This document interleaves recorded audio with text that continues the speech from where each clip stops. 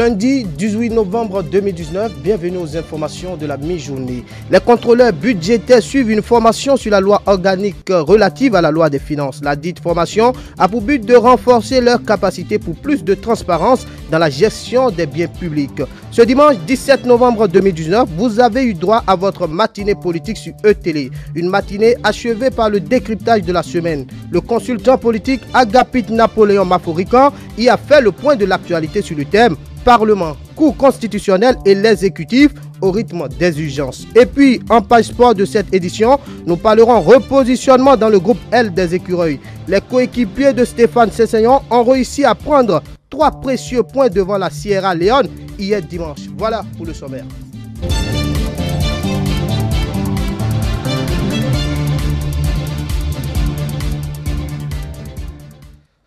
Merci de nous préférer pour vous informer. Je vous le disais à l'instant, les contrôleurs budgétaires suivent une formation sur la loi organique relative à la loi des finances.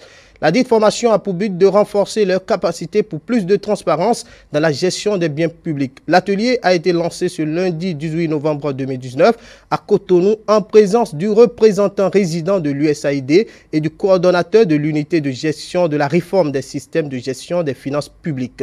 Suivant ici un extrait du discours du coordonnateur UGR.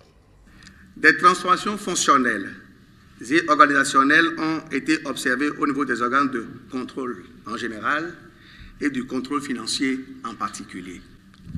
Cette évolution s'est matérialisée par la signature des décrets numéro 2015-2009 du 17 avril 2015 portant statut particulier du corps des contrôleurs budgétaires et 2007-624 du 12 octobre 2016 portant attribution, organisation du contrôle financier.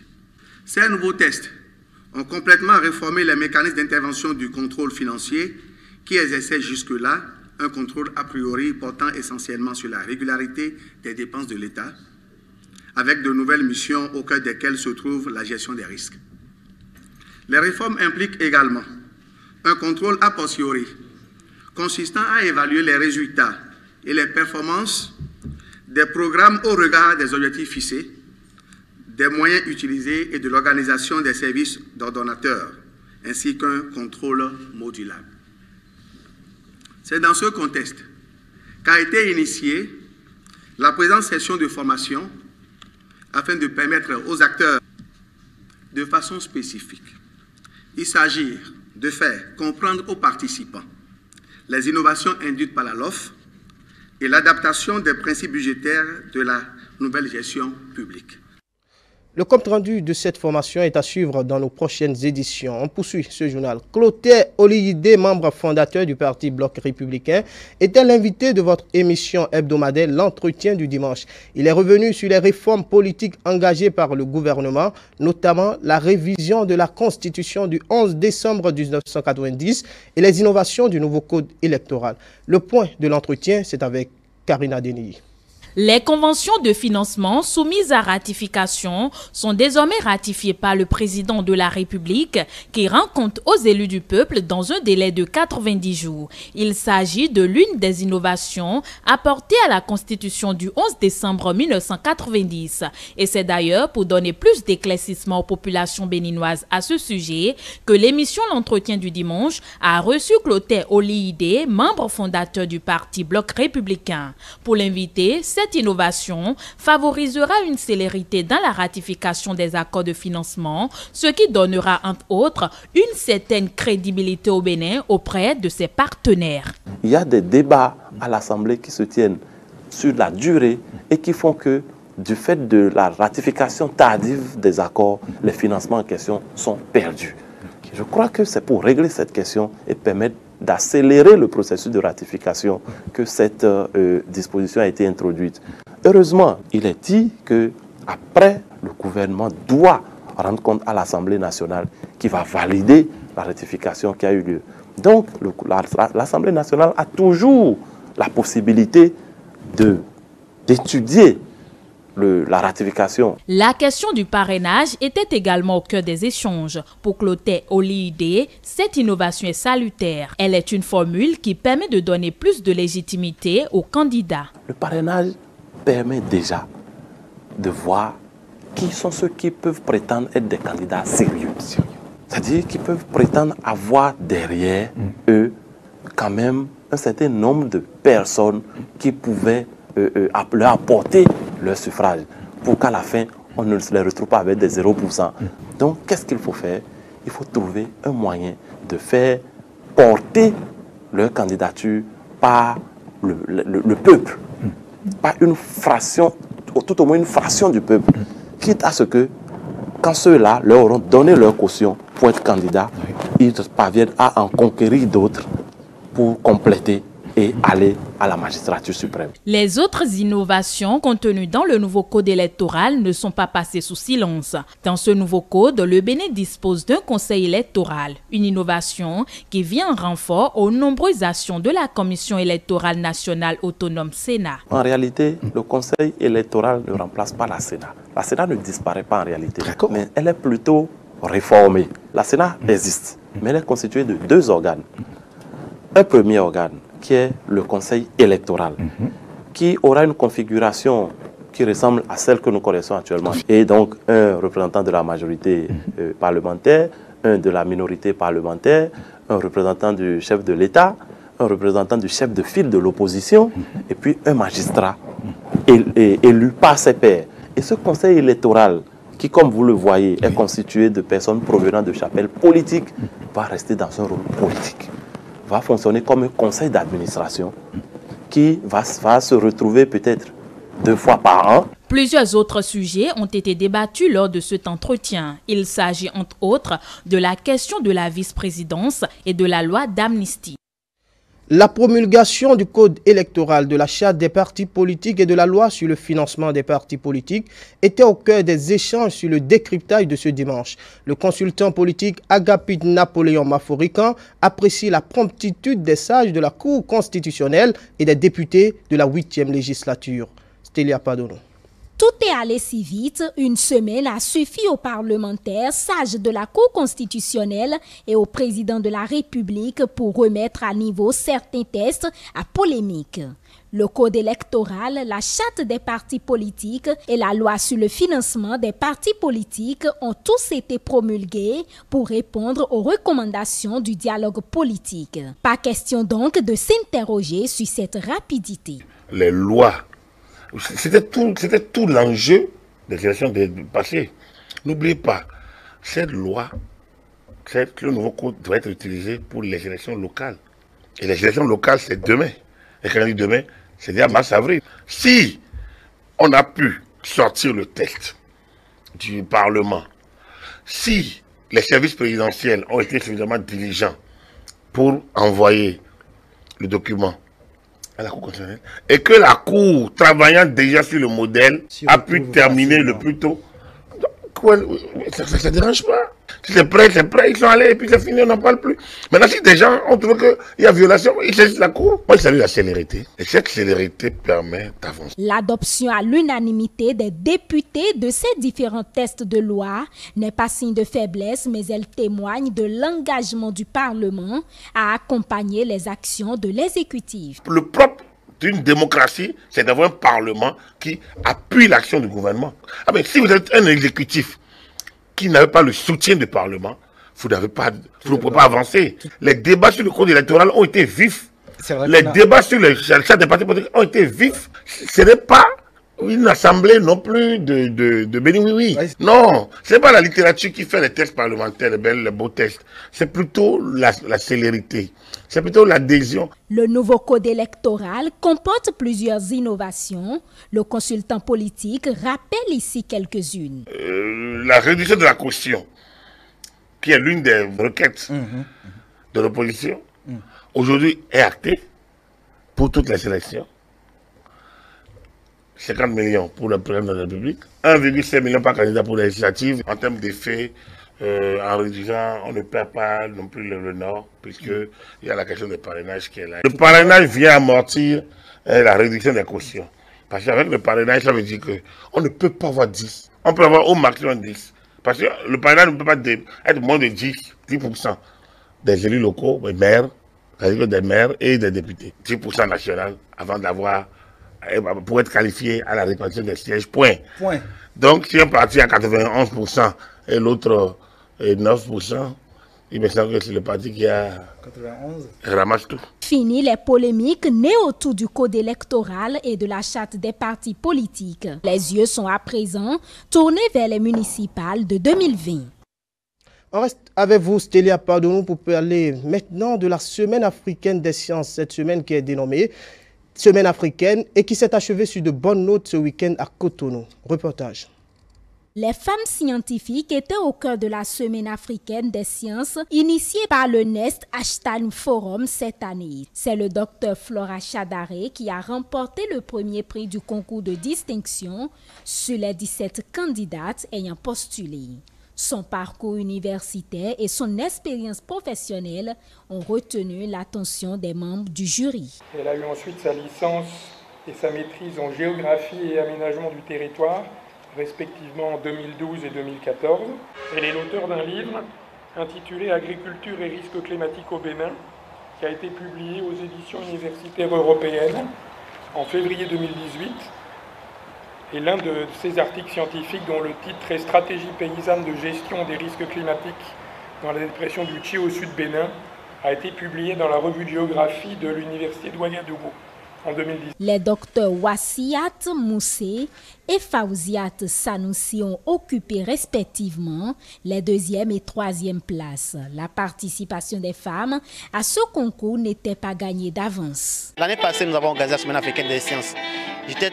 J'avais beaucoup hésité à organiser l'année passée le Women Science parce que je me disais que ce n'est pas évident qu'on allait trouver de femmes qui allaient postuler.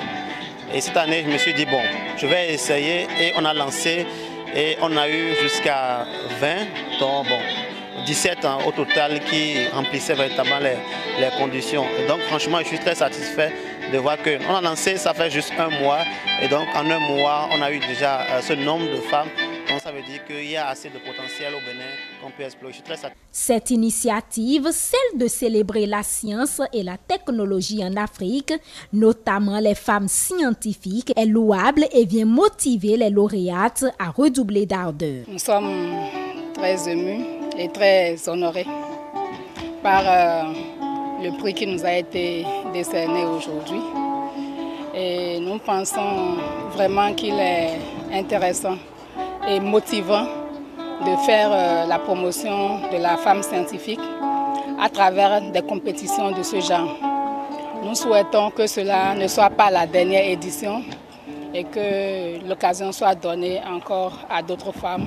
Ça me donne du baume au cœur, ça me donne la force et l'énergie de continuer ce que je fais. Je tiens à remercier les organisateurs qui ont vraiment accordé de l'attention à tous ces dossiers de ces femmes tout aussi méritantes qui ont postulé. Outre cette distinction, elles auront la possibilité de publier leurs recherches ou articles dans la revue scientifique du Nest Einstein Forum et de participer à la grande conférence de la plateforme continentale qui aura lieu au Kenya en 2020. L'église évangélique Oméga de Fidjrosé a célébré ce dimanche 17 novembre 2019 ses 10 ans d'existence. C'était au détour d'un culte d'action de grâce pendant lequel l'apôtre Clément Toufa a appelé les fidèles évangéliques d'ici et d'ailleurs à venir participer à la reconstruction de leur temple qui se dégrade peu à peu. Reportage.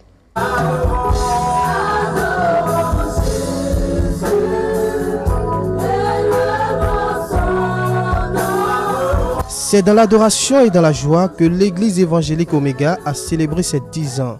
10 ans au cours desquels ils ont prêché la parole de Dieu et travaillé selon les recommandations bibliques.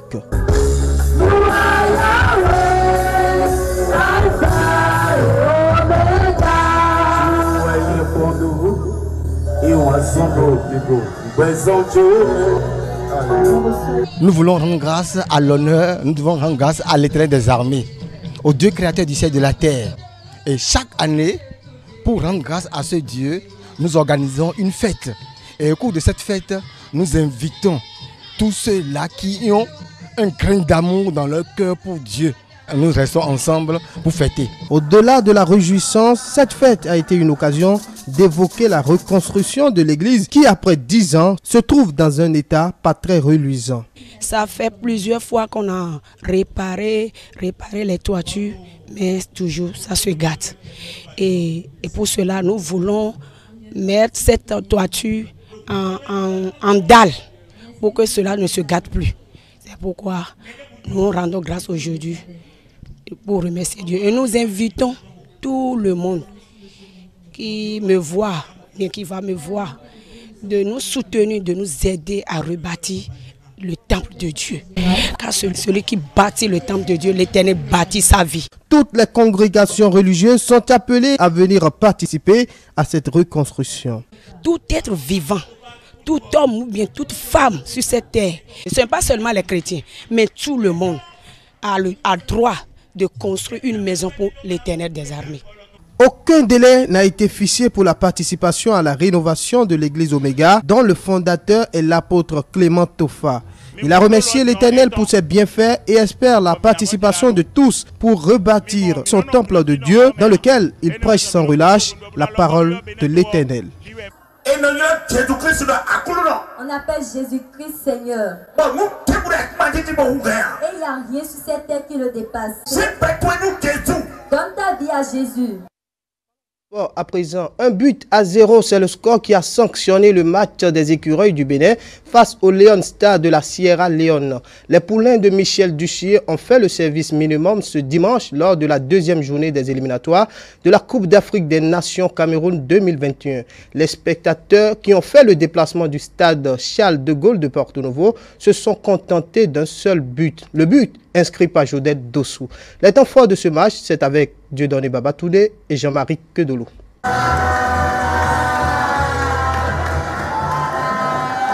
Plus qu'un faux pas, la défaite à Ouyo est encore présente dans tous les esprits. Les Béninois n'ont donc plus droit à l'erreur s'ils veulent se repositionner dans la course pour Cameroun 2021. Les Leon Stars, avec un point dans leur escarcelle, sont venus réaliser un exploit, réussi à tenir en échec les poulains de Michel Dussier.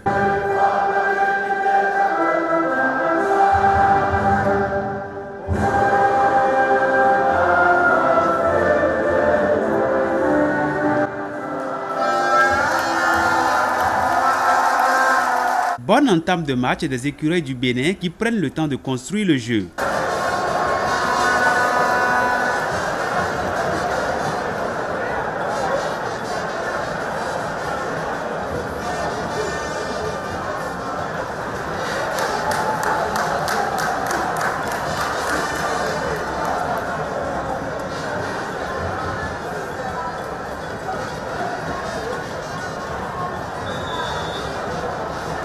Jodel Dossou, très virevoltant sur son côté gauche, se signale avec 3 bonnes incursions en moins de 5 minutes.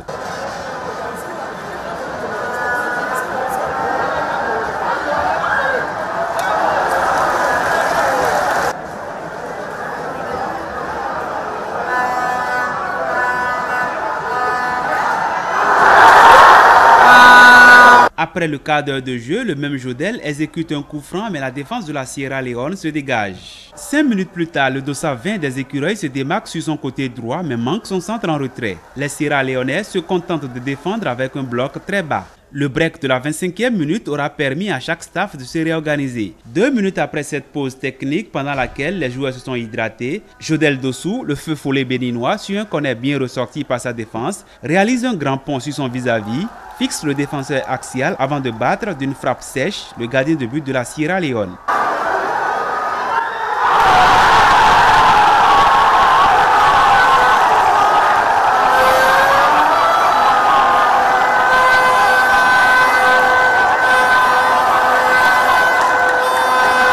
Troisième minute, Steve Mounier sert confortablement Michael Poté qui visiblement n'est pas présent dans ce match qui peine à monter en intensité. 1-0, les écureuils du Bénin tiennent le bon bout dans cette première partie.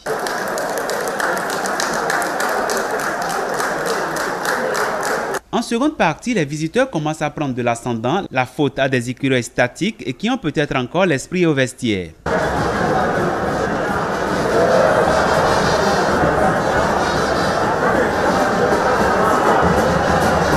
À la 58e minute, Cessignon manque la balle du 2-0. Après un slalom dans la défense bleue, sa frappe échoue sur la barre transversale. Les Béninois veulent conforter leur avance au Mahakoua. Jodel Dossou, le premier buteur, revient à la charge à la 71e minute, mais la main ferme du gardien sierra-léonais l'empêche de réaliser le doublé.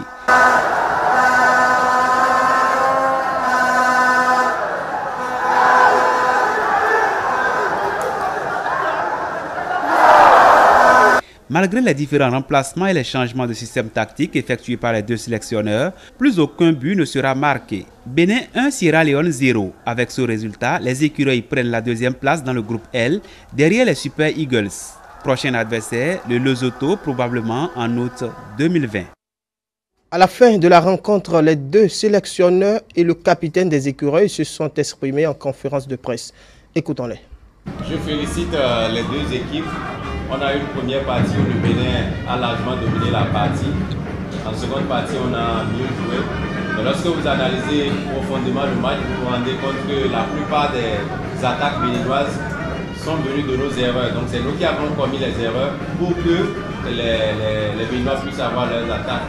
Et pour avoir de bonnes occasions, il faut que les attaquants soient techniquement et tactiquement en place et au point. Donc c'est ce qui a pesé contre nous. Je félicite une fois encore les deux équipes pour leur match. Nous regrettons vraiment ce qui s'est passé. D'abord, pays, on s'est fait rattraper dans les toutes dernières minutes de jeu. On était venu ici pour obtenir un résultat honorable, mais ça n'a pas été le cas.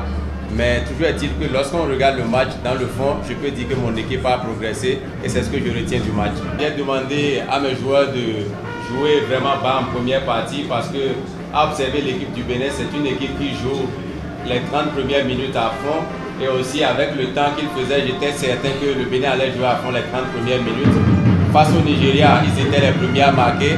Après, ils n'ont pas été aussi bons qu'en première partie. Donc je savais que les 30 premières minutes, les écureuils allaient jouer à fond. Donc j'ai demandé à mes joueurs de jouer vraiment bas pour pouvoir les contenir, d'être patient derrière. Et en seconde partie, je savais qu'ils n'auraient plus la même fraîcheur physique. Donc j'ai demandé à mes jeunes de se relâcher et de jouer beaucoup plus avant. D'où ce jeu que vous avez vu. Vous savez comme moi, dans les éliminatoires de la Coupe d'Afrique, c'est toujours des batailles, quoi. C'est toujours difficile. Et jouer à cette horreur, ça nous aide pas non plus, quoi. Donc, oui, il y a des matchs comme ça où on ne gagne pas avec la manière, mais l'essentiel c'est de gagner, quoi, de prendre les 3 points. Parce qu'à domicile, il faut s'imposer. Des équipes comme la Sierra Leone et le Lesotho sont nos concurrents directs pour la qualification. Donc il faut satisfaction d'avoir pris les 3 points. Chaque match a sa vérité. Ça ne veut pas dire qu'il y aura une meilleure qualité la prochaine fois, quoi. Tout dépend aussi des conditions dans lesquelles on est. Parce que là, ce n'était pas des conditions pour les deux équipes, quoi. Globalement, on a souffert physiquement, quoi. Par moments, on a laissé un petit peu trop d'espace à cette équipe de Sierra Leone, qui est capable de déployer du jeu au milieu de terrain, de ressortir proprement les ballons, de se projeter un peu plus vers l'avant. Au final, on n'a pas été mis en danger de façon outrancière, quoi. Il n'y a pas d'action vraiment majeure. Alors que nous, sur la seconde mi-temps, on a 2-3 occasions très franches. Ça nous aurait permis de finir le match un peu plus tranquillement, quoi.